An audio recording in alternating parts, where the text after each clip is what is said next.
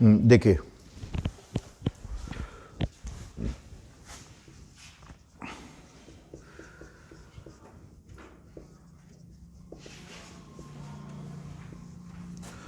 Chapter 3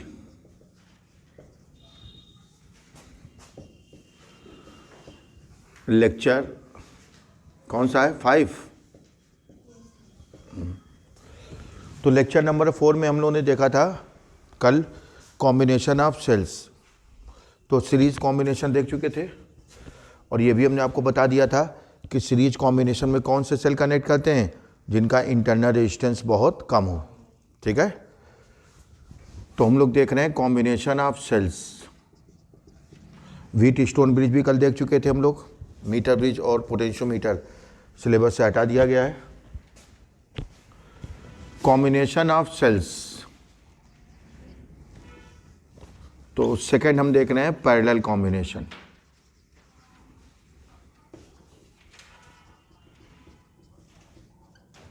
तो parallel में आपको पता है पीडी सेम होता है। क्या सेम होता है? पीडी। सीरीज में क्या सेम होता है? करंट। पैरेलल में पीडी।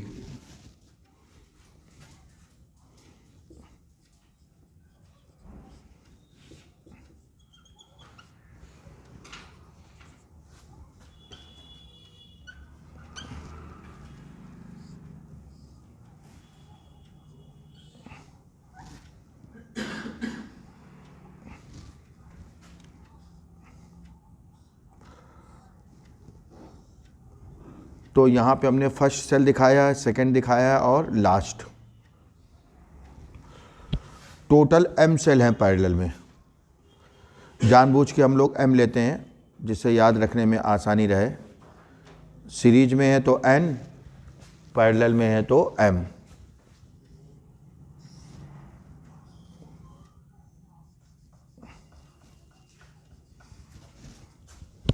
टोटल कितने सेल? m। ये फर्स्ट सेल हो गया, ये सेकंड सेल हो गया, ये लास्ट। अभी हम ईएमएफ कैसे ले रहे हैं? सेम, इंटरनल रेजिस्टेंस सेम, फिर अलग अलग ले लेंगे। तो सीरीज में क्या था, जब अलग अलग थे तो एक स्टेप बढ़ गया था, लेकिन यहाँ पे ऐसा नहीं होगा। पैरेलल में अगर ईएमएफ अलग अलग हैं तो फिर हमें क्या यूज़ करना पड़ेगा? केवीएल। क्या यूज़ करना पड़ेगा? डायरेक्ट नहीं निकलता उसमें फिर। क्लियर? तो ये सभी सेल मिल करके इसमें करंट फ्लो कर रहे हैं। अब पैरेलल में है तो जैसे ये 10 वोल्ट है, ये 10 वोल्ट है, ये 10 वोल्ट, ये 10 वोल्ट, तो ए और बी के बीच का रिजल्टेंट भी कितना हो जाएगा? 10 वोल्ट। समझ गए? तो क्या कहेंगे आप?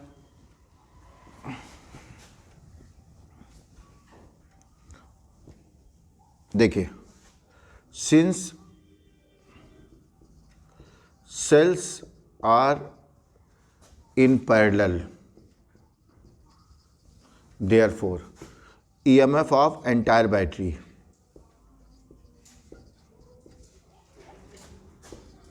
जो एक सेल का होगा वही पूरी बैटरी का, क्योंकि पैरेलल में पीडी या ईएमएफ क्या होता है? सेम होता है। जैसे हमने अभी बताया, अगर ये 10 वोल्ट है तो ये भी 10 वोल्ट, ये भी 10 वोल्ट, ये भी 10 वोल्ट, तो रिजल्टेंट भी कितना हो जाएगा? 10 वोल्ट। ठीक है, पैरेलल है ना। अब जब सेल पैरेलल में है तो उनके इंटरनल रेजिस्टेंस भी पैरेलल में होंगे। ठीक है। If net internal resistance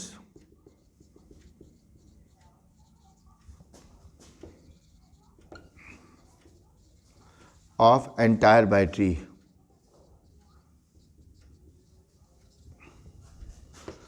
be R dash, then 1 upon R dash is equal to 1 upon R, 1 upon R up to n terms। m terms क्यों लिखा? क्योंकि m सेल है। हमने जानबूझ के m लिया, आप चाहो तो n ले सकते हो। ठीक है, m इसलिए लिया ताकि आपको याद रखने में आसानी रहे कि जिसमें अगर सीरीज है तो n सेल, पैरेलल हैं तो m सेल, यानी जिस फार्मूले में m आ रहा है वो पैरेलल के लिए, जिसमें n आ रहा है वो सीरीज के लिए। तो जब सेल पैरेलल में है तो उनके इंटरनल रेजिस्टेंस भी किस में होंगे? पैरेलल में। और पैरेलल में आपको पता है 1 upon R equal to 1 upon R1 plus 1 upon R2 plus 1 upon R3। तो दो बार ऐड करेंगे 2 अपॉन R, 3 बार ऐड करेंगे 3/r, m बार ऐड करेंगे m/r, यानी r डैश की वैल्यू क्या हो गई, r/m। ये पूरी बैटरी का रेजिस्टेंस हो गया। जब हम बैटरी का रेजिस्टेंस कहते हैं तो केवल इंटरनल रेजिस्टेंस, और जब सर्किट का रेजिस्टेंस कहते हैं तो internal as well as external, जब सर्किट की बात करेंगे तो। अब पूरे सर्किट की बात करो तो net resistance of entire circuit,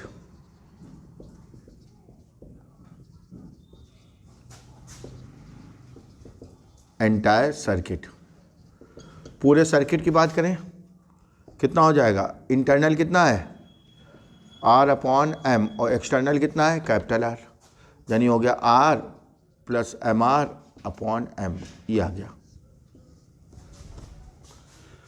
ये किसका रेजिस्टेंस है, पूरी बैटरी का, और वो पूरे सर्किट का। जब हम बैटरी की बात करते हैं तो केवल कौन सा रेजिस्टेंस होता है, इंटरनल, और जब सर्किट की बात करते हैं तो internal as well as external. ठीक है, इलेक्ट्रिक करंट निकालें in the circuit, I = net EMF upon net resistance.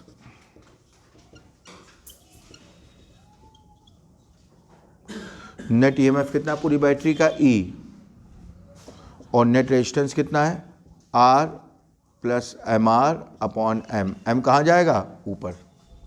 ये करंट आ गया।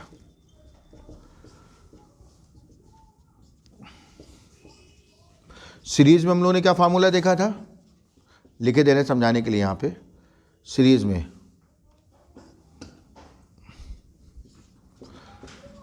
में क्या देखा था हम लोगों ने कल, I = NE/NR + capital R।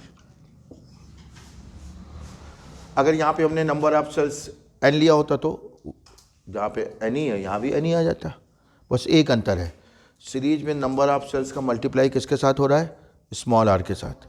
Series में नंबर ऑफ सेल्स का मल्टीप्लाई किसके साथ हो रहा है, स्मॉल r के साथ, और पैरेलल में नंबर ऑफ सेल्स का मल्टीप्लाई कैपिटल है, बस यही अंतर है। समझ गए, वो तो हमने m ले लिया, n ले लेते तो यहाँ भी n हो जाता। ठीक है, अब हम ये पता करने की कोशिश करेंगे कि किस टाइप के सेल्स को पैरेलल में कनेक्ट करने से हम मैक्सिमम बेनिफिट ले सकते हैं। ठीक है, देखिए यहाँ पे हम बात करेंगे 1 सेल की, और 1 सेल में क्या होता है, I = E/r + कैपिटल R, एक सेल के लिए। और इधर हम बात करेंगे for m cells. m cells के लिए क्या होता है, I = अभी हम लोगों ने प्रूव किया Me/r + mr, ये m सेल्स के लिए। क्लियर। अब पहली condition, if small r is very very less than capital R। Cell अच्छी क्वालिटी का कि घटिया क्वालिटी का, अच्छी क्वालिटी का। स्मॉल r जितना कम होता है सेल उतना अच्छा होता है, जो मन में आए कि उसका उल्टा बोला करो ना।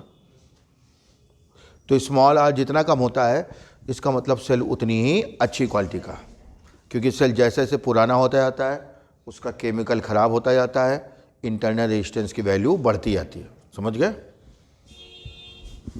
तो स्मॉल r बहुत कम है तो हम स्मॉल r को निग्लेजिबल मान लेंगे, तो I/R, I = E/R।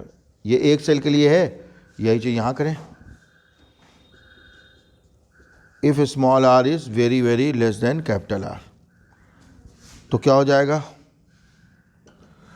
Me/mr यानी E/R। यानी अगर नए सेल हैं, अच्छी कंपनी के हैं, तो बेटर ये है कि आप उन्हें पैरेलल में कनेक्ट ना करें, कोई बेनिफिट नहीं होगा। समझ गए, कभी भी नए सेल को पैरेलल में कनेक्ट नहीं किया जाता है। समझ गए, इसलिए आपने देखा होगा रिमोट है क्या कोई भी खिलौने हैं बच्चों के, सब में सेल किस में लगाए जाते हैं, सीरीज़ में। समझ गए, जिसमें भी 2 या 3 सेल हैं किस में लगाए जाते हैं, रिमोट में भी सीरीज में होते हैं। जिधर एक तरफ पॉजिटिव होता है, आपने देखा होगा बगल में उसको उधर क्या होता है, नेगेटिव।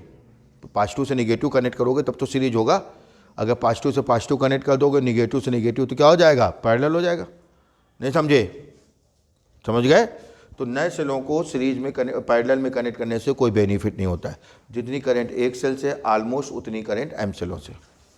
ठीक है, ये एक्यूरेट वैल्यू नहीं है, ये अप्रॉक्सीमेट अंदाजा है केवल। क्लियर। अब हम बात करें एम सेल्स की। अगर सेकंड कंडीशन स्मॉल आर बहुत ज़्यादा हो, यानी सेल घटिया क्वालिटी के हो। अब की बार कैपिटल आर को नेग्लिजिबल मानेंगे तो आई इक्वल टू क्या हो जाएगा, E upon small R. Capital R को नेग्लिजिबल मान लेंगे। यही चीज़ यहाँ करें।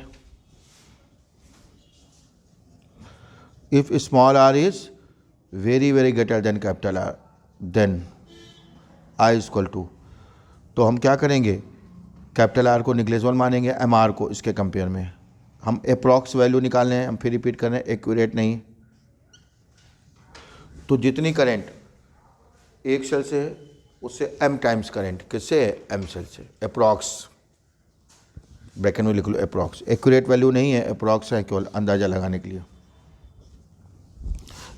यानी क्या कंक्लूजन है,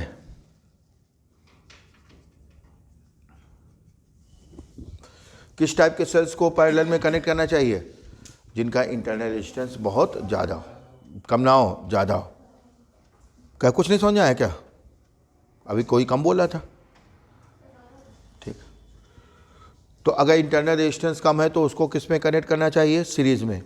अगर ज़्यादा है तो पैरेलल में। समझ गए। लेकिन जो हम लोग सेल यूज़ करते हैं ना, उनका इंटरनल रेजिस्टेंस बहुत कम होता है ना बहुत ज़्यादा होता है, इसलिए प्रैक्टिकली मिक्स्ड कॉम्बिनेशन सबसे ज़्यादा यूज होता है। समझ गए। जैसे आप मान लेते हैं आपने किसी सेल को 1 साल तक यूज किया, तो शुरू के 2-3 महीने उसका इंटरनल रेजिस्टेंस बहुत कम है, ठीक है, और आखिरी के 1-2 महीने बहुत ज़्यादा है। आखिरी में हम लोग ने ठोक ठोक के काम चलाते हैं, ठीक है। लेकिन बीच का जो मेन टाइम पीरियड है 7-8 महीने, उसमें ना बहुत कम है ना बहुत ज़्यादा है, ठीक है। इसलिए अगर लंबे टाइम तक यूज़ करना है तो बेटर ये है कि ना हम पैरेलल में कनेक्ट करें ना हम सीरीज़ में।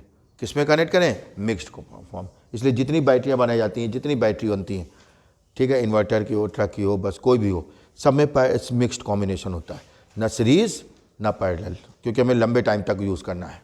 समझ गए। कोई डाउट, नोट करें यहाँ तक।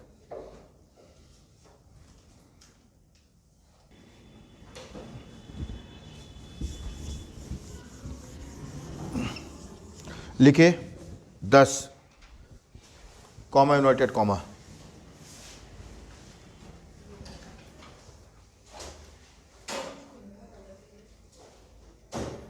Those cells should be connected in parallel.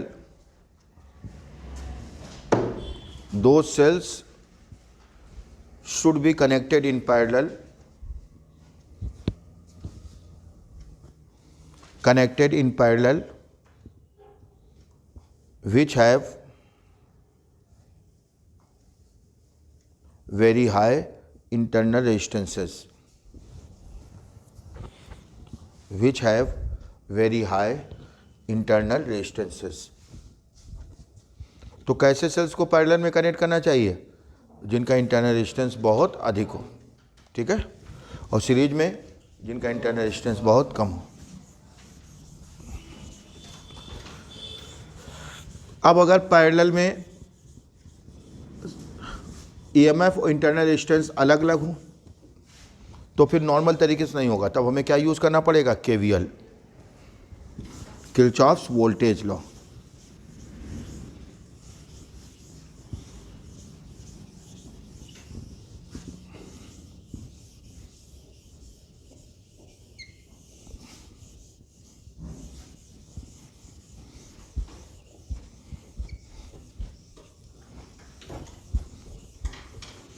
देखिए,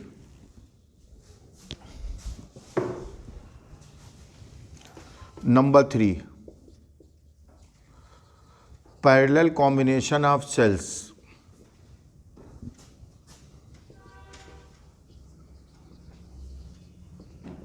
when their EMF and internal resistances are different.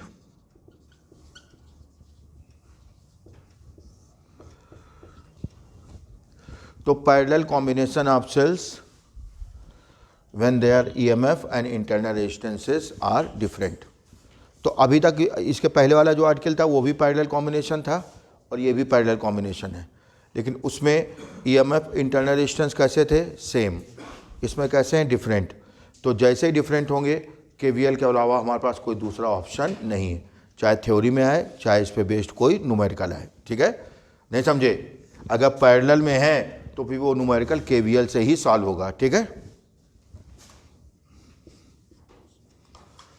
KVL का मतलब किरचॉफ्स वोल्टेज लॉ।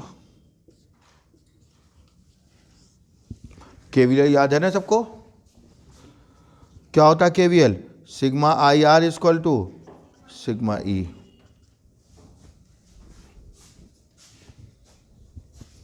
तो हमने यहाँ पे 3 से ले रहे हैं, आप चाहो तो ज़्यादा भी ले सकते हो। न्यूमेरिकल में आएगा ज़्यादातर 2 ही से लाते हैं।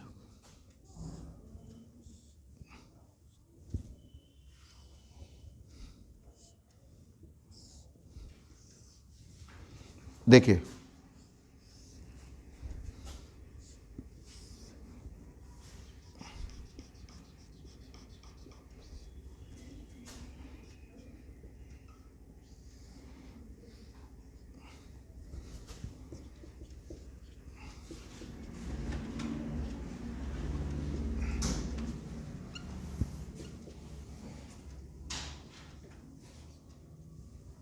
नेमिंग कर दो, ए B C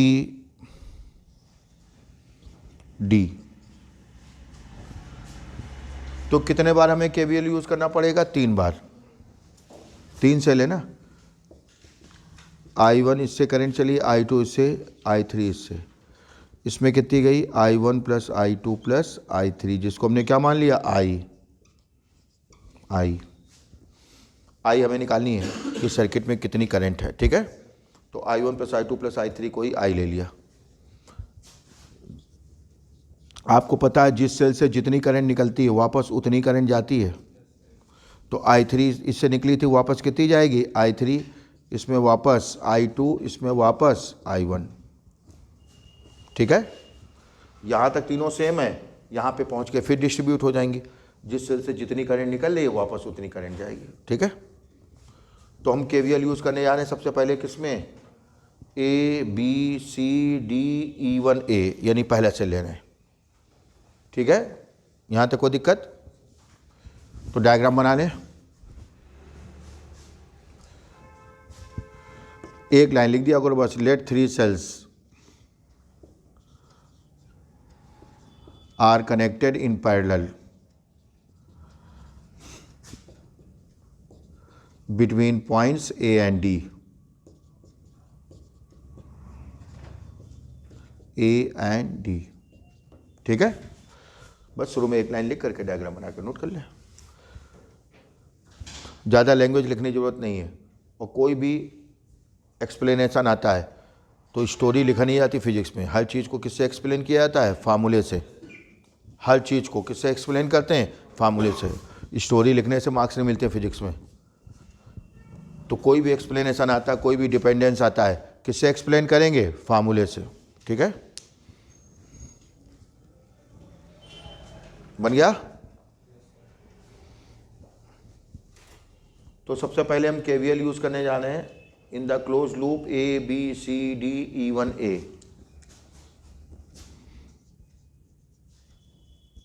using KVL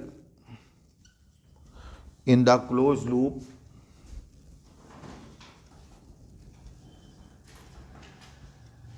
A B C D E1 A, using KVL in the closed loop A B C D E1 A। यहाँ चलना स्टार्ट करें। Plus IR plus IR plus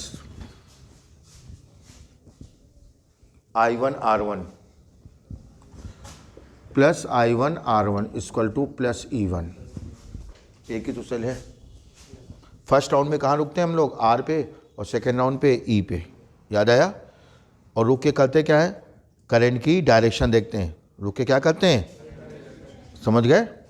current जिधर हम जा रहे हैं करंट उधर ही जा रही है पॉजिटिव, करंट हमारे अपोजिट जा रही है निगेटिव। ये जो हम लिखते हैं ये हमारे चलने का पाथ होता है, समझ गए। तो ये सब पॉजिटिव क्यों हो गए, क्योंकि सभी हमारे चलने की डायरेक्शन में, उल्टा चलते सब निगेटिव हो जाते हैं, नहीं समझे।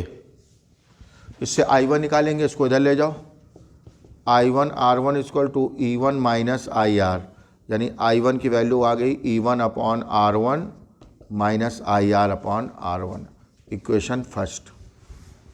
यहाँ तक पहुँचे।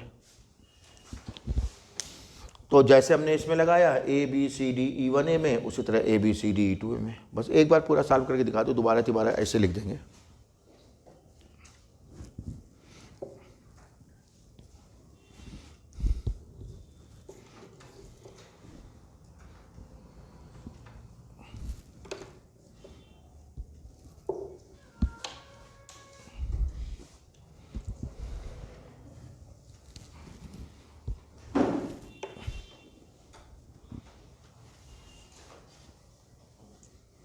पहुंचे इक्वेशन 1 तक, आगे देखें। अब हम किस में यूज करेंगे KVL, ABCD E2A, ठीक है। AB in the close loop,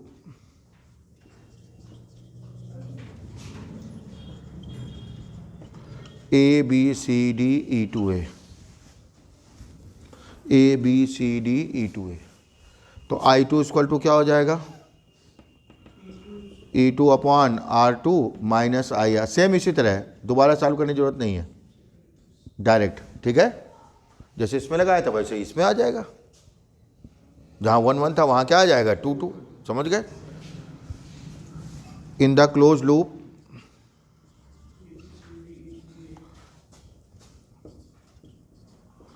ABCD E3A, I3 E3 upon R3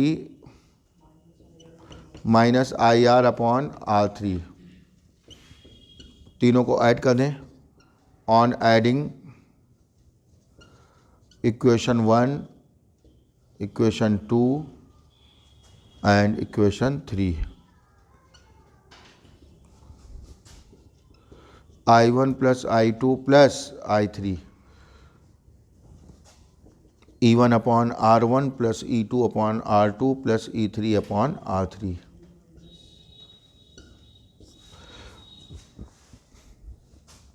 तीनों इक्वेशन ऐड कर रहे हैं, तो E1 upon R1 plus E2 upon R2 plus E3 upon R3 एक साथ लिख दिया, और इन तीनों से माइनस IR को क्या किया, कॉमन ले लिया, समझ गए। तीनों का जो सेकेंड टर्म है इनसे माइनस IR कॉमन ले लिया। ब्रैकेट में क्या बचेगा, 1 upon R1 plus 1 upon R2 plus 1 upon R3, इधर ले आओ।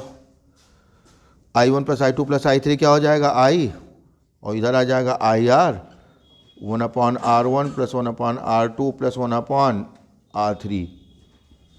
ये क्या हो गया, E1 upon R1 plus E2 upon R2 plus E3 upon R3। दोनों से I कॉमन लेके उधर डिवाइड कर दो, समझ गए। तो ये पैरेलल कॉम्बिनेशन हो गया।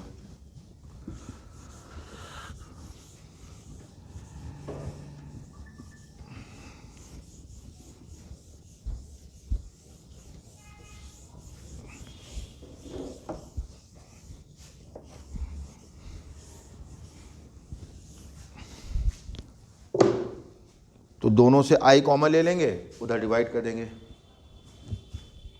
तो जब I कॉमन लेंगे तो ब्रैकेट में क्या आएगा,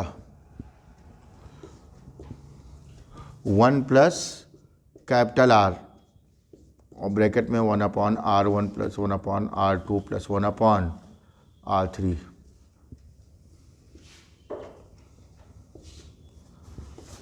और E1 upon R1, E2 upon R2 plus E3 upon R3, divide कर दो। यानी I का फार्मूला क्या आ गया, E1 upon R1, E2 upon R2, E3 upon R3 divided by 1 plus capital R bracket में 1/R1, 1/R2, 1/R3।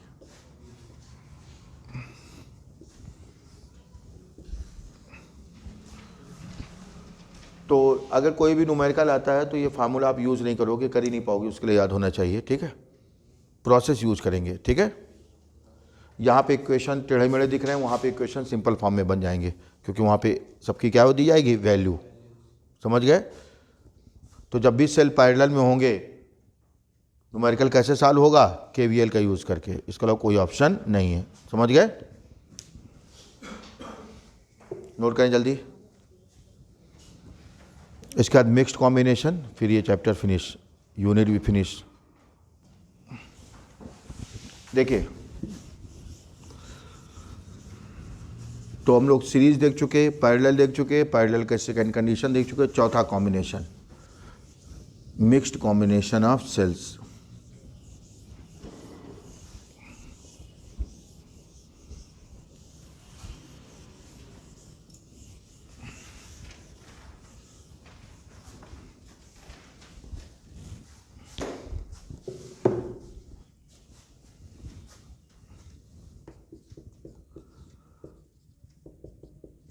Mixed combination of sales.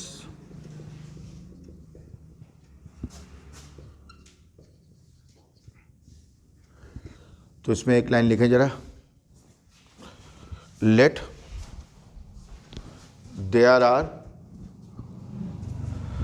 M rows, M rows, ROSE वाला, गुलाब वाला नहीं है। Let there are M rows of cells connected in parallel, connected in parallel between points A and B, between points A and B, and in each row there are n cells, there are n cells connected in series, connected in series, full stop। ठीक है। एक row में कितने cell हैं, n, और total रो कितनी है, m। नहीं समझे, सेल्स की टोटल रो कितनी है, m रो है, और एक रो में सेल कितने हैं, n। ठीक है, m रो है और एक रो में सेल कितने हैं, n। बात समझे, नहीं समझ आया। m रोज हैं और एक रो में कितने सेल हैं, n। ठीक है। देखिए, टोटल नंबर ऑफ सेल्स कितने हो जाएंगे, बोलो। जैसे एक रो में मान लेते हैं 10 ट्रीज हैं और 5 रोज हैं, एक रो में 10 पेड़ हैं और 5 रो हैं, टोटल कितने, 50 पेड़ नहीं हो गए, नहीं समझे। तो एक रो में कितने सेल हैं, n, और टोटल रो कितने हैं, m। तो टोटल नंबर ऑफ सेल्स कितने हो गए, m into n। Clear. Diagram बनाते चलें।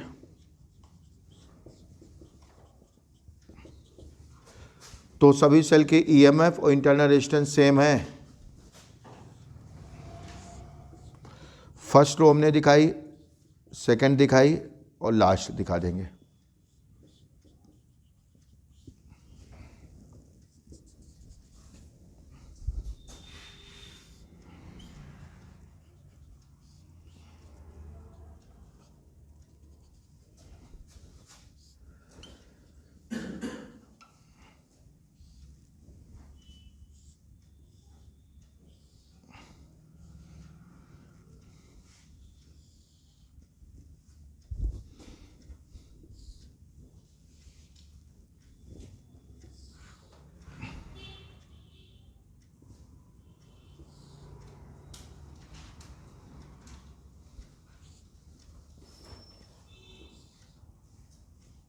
देखें,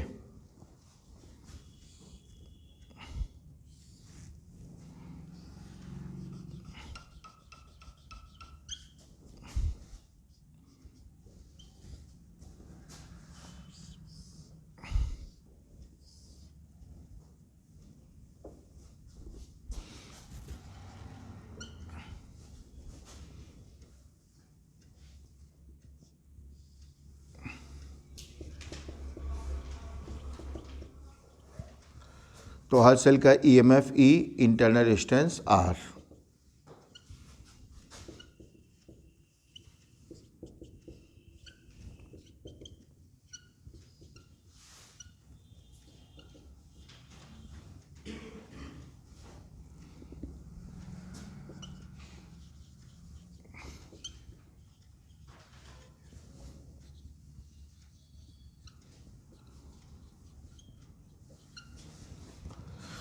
तो ईच रो में कितने सेल हैं सीरीज में? N, और रोज कितनी है? M।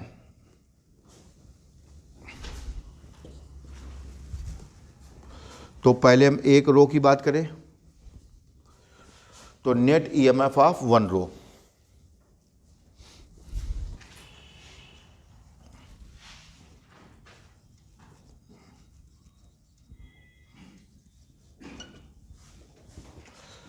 तो एक रो में N सेल हैं, E plus up to N terms. क्यों ऐड कर रहे हैं? क्योंकि सब सीरीज में है।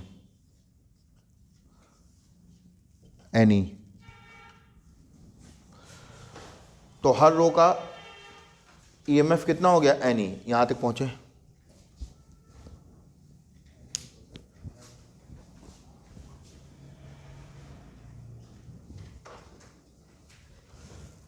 There are N cells in each row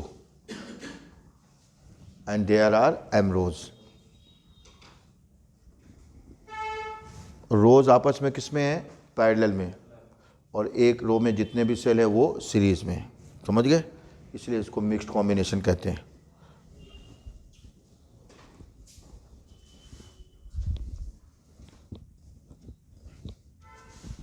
देखिए, तो इस पूरी रो का कितना हो गया? N, इस पूरी रो का N, इस पूरी रो का N, इसका N, तो रिजल्टेंट भी कितना हो जाएगा? N, क्योंकि पैरेलल में। भाई अगर 50 वोल्ट इसका है, 50 वोल्ट इसका है, 50 वोल्ट इसका है, 50 वोल्ट इसका है, तो रिजल्टेंट भी कितना हो जाएगा? 50 वोल्ट। समझ गए? नहीं समझे? क्योंकि पैरेलल में PD क्या होता है? सेम होता है ना। तो क्या कहेंगे? Since rows are in parallel, therefore net EMF of entire battery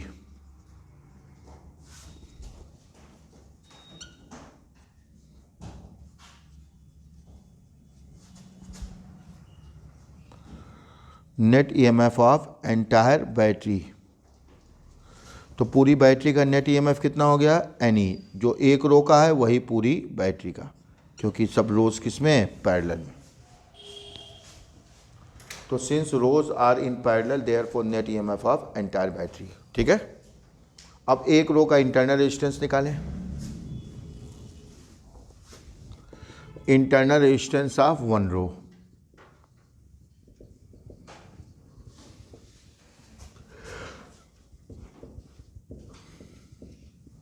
internal resistance of one row, एक रो का कितना हो जाएगा? R plus R up to N terms, क्योंकि एक रो में कितने सेल हैं? N, यानी NR।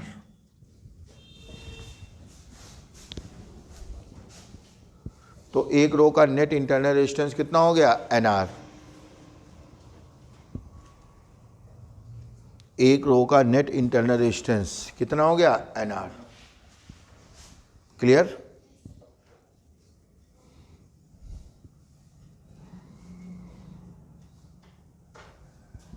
समझे? इसका NR, इस रो का NR, इसका NR, इसका NR।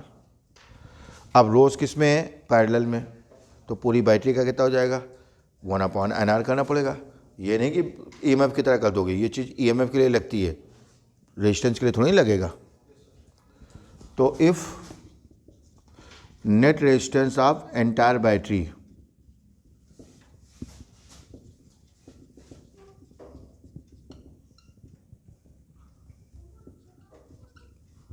BR dash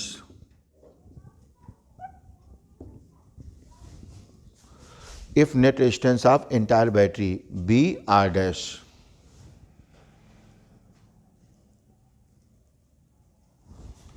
तो क्या आ जाएगा?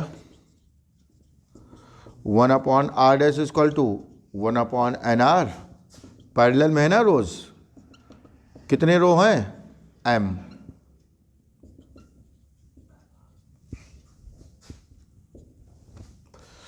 तो एक रो का इंटरनल रेजिस्टेंस एन आर है और टोटल कितनी रोज हैं, m, और रोज आपस में है किस में, पैरेलल में। तो 2 बार ऐड करेंगे 2 अपॉन एन आर, 3 बार ऐड करेंगे 3 अपॉन m बार ऐड करेंगे m अपॉन एन आर। समझ गए?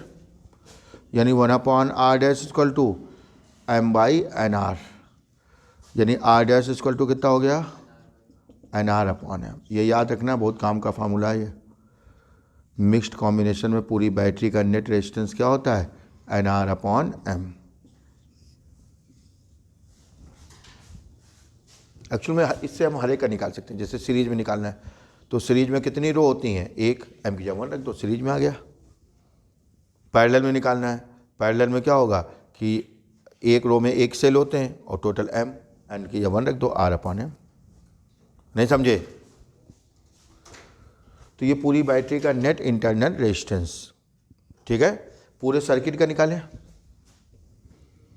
Net resistance of entire circuit. जब हम बैटरी की बात करते हैं तो केवल कौन सा रेजिस्टेंस होता है, इंटरनल, और जब सर्किट की बात करते हैं तो internal as well as external. तो इंटरनल हो गया N R upon M, external हो गया कैपिटल आर। सॉल्व करेंगे तो N R plus M R upon M, ये हो गया पूरे सर्किट का। Electric current flowing in the circuit, flowing in the circuit, electric current flowing in the circuit। कैसे निकालेंगे, net EMF upon net resistance,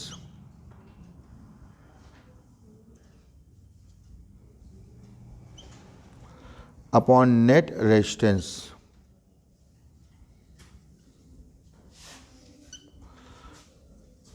तो नेट ईएमएफ कितना हो गया आपका, एन ई, और net resistance N R plus M R upon M.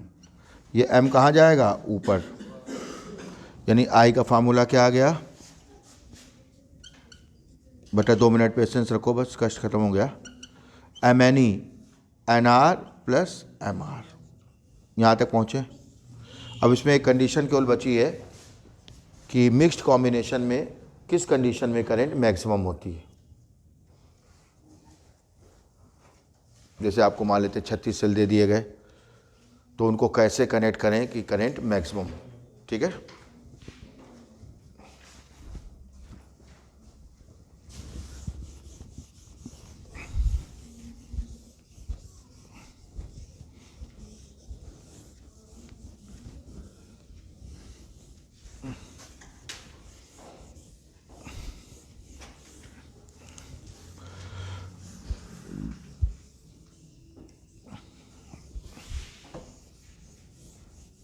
देखिए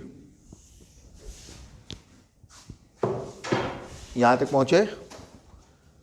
जब हम कहते हैं बैटरी का रेजिस्टेंस तो उसमें केवल क्या होता है, इंटरनल रेजिस्टेंस, और जब हम सर्किट की बात करते हैं तो इंटरनल प्लस एक्सटर्नल, ठीक है। तो हमें क्या निकालना है, maximum current in mixed combination of cells, maximum current in mixed combination of cells, यानी किस कंडीशन में करंट मैक्सिमम होगी। आप जानते हैं करंट का फार्मूला क्या होता है, M N E upon N R plus M R. सुनिए, तो जब भी हमें कोई कंडीशन निकालनी होती है तो वो उस टर्म से निकलती है जिसमें प्लस या माइनस हो, मल्टीप्लाई वाले टर्म से कंडीशन नहीं निकलती है। समझ गए? तो आई कब मैक्सिमम होगा,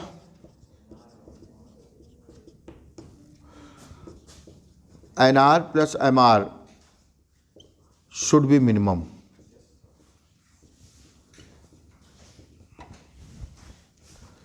तो आई के मैक्सिमम होने के लिए ये चीज़ क्या होनी चाहिए, मिनिमम। तो हमें इसको ऐसे फॉर्म में कन्वर्ट करना है जिससे हम 100% श्योर हो सकें कि ये इस कंडीशन में मिनिमम होगा, ठीक है। आपको पता है स्क्वायर की मिनिमम वैल्यू क्या होती है, 0। क्यों 0 से कम क्या होता है निगेटिव, और स्क्वायर निगेटिव होता नहीं है अगर रियल नंबर है तो। इमेजिनरी का जरूर निगेटिव हो जाता है, जैसे आप पढ़ते हैं कॉम्प्लेक्स नंबर में आई स्क्वायर की वैल्यू क्या होती है -1, समझ गए, तो स्क्वायर की वैल्यू निगेटिव हो गई। लेकिन वो कब है, जब आई आपका इमेजिनरी है, ठीक है। रियल में स्क्वायर की मिनिमम वैल्यू कितनी होती है 0, समझ गए। तो हमें इसको स्क्वायर के टर्म्स में कन्वर्ट करना पड़ेगा। तो जो बेवकूफ़ टाइप के बच्चे ना समझ पाए कैसे आ रहा है, स्ट्रेस ना लें, याद कर लेंगे डायरेक्ट। ये जो इंटरनल रेजिस्टेंस है पूरी बैटरी का, इसे एक्सटर्नल रेजिस्टेंस के इक्वल होना चाहिए अगर करंट मैक्सिमम चाहते हो तो, बस ठीक है, वही निकालने जा रहे हैं। पूरी बैटरी का जो इंटरनल रेजिस्टेंस है वो एक्सटर्नल रेजिस्टेंस के इक्वल होना चाहिए अगर करंट को मैक्सिमम चाहते हो तो, समझ गए। तो NR प्लस MR को हम क्या लिखेंगे, √NR माइनस √MR का whole square plus 2√NR into √MR। जब इसको आप ओपन करेंगे तो a माइनस बी के होल स्क्वायर से a square plus B square minus 2b plus 2ab क्या हो जाएगा, कैंसिल। यानी हमने इसको स्क्वायर के टर्म्स में कन्वर्ट कर दिया। और आपको पता है स्क्वायर की मिनिमम वैल्यू कितनी होती है 0, समझ गए। For minimum value of NR plus MR, ये कितना होना चाहिए 0। स्क्वायर है ना, स्क्वायर की मिनिमम वैल्यू क्या होती है 0, इससे कम हो नहीं सकता है अगर रियल है तो, समझ गए। और जब ये मिनिमम होगा तो ये मिनिमम हो जाएगा, और जब ये मिनिमम हो जाएगा तो वो मैक्सिमम, समझ गए। यानी √NR minus √MR equal to 0। इसको इधर ले जाओ, √NR इक्वल टू √MR, दो तब स्क्वायर करो, NR इक्वल टू MR, यानी NR अपॉन M की वैल्यू कितनी हो गई, कैपिटल R। ये कंडीशन मेन है। तो मिक्स्ड कॉम्बिनेशन का कोई भी क्वेश्चन अगर आ गया और ये कंडीशन भूल गए तो बस सॉल्व करते रहोगे, ठीक है। तो मिक्स्ड कॉम्बिनेशन में करंट कब मैक्सिमम होती है, जब उस बैटरी का net internal resistance external resistance के इक्वल हो। एक्चुअल में ये हर जगह होता है, हर सेल में, सिंगल सेल है तो भी यही होगा। करंट कब मैक्सिमम होगी, जब उसका इंटरनल रेजिस्टेंस एक्सटर्नल रेजिस्टेंस के इक्वल होगा, समझ गए। तो चाहे 1 सेल हो, 2 सेल हो, 10 सेल हो, सीरीज हो, कुछ भी हो, करंट कब मैक्सिमम होती है, जब इंटरनल रेजिस्टेंस की वैल्यू एक्सटर्नल रेजिस्टेंस के इक्वल, समझ गए। ये पूरी बैटरी का इंटरनल रेजिस्टेंस है और ये एक्सटर्नल, ठीक है। Okay, that's all.